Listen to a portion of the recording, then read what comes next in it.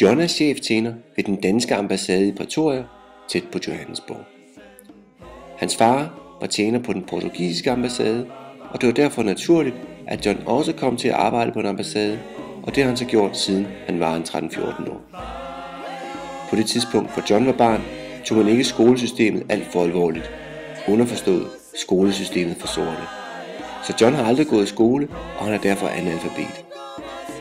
Papaya mødte John på ambassaden i både 2001 og 2008.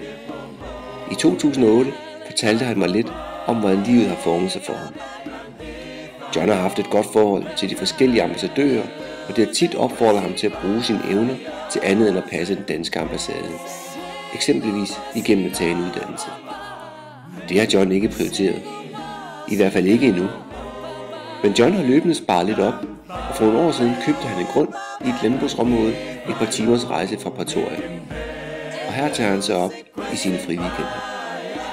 De første år, og de første af hans opsparede penge, brugte han på selv at bygge et hus, og siden da har han sparet køer op, så han er nu den stolte ejer af 45 køer.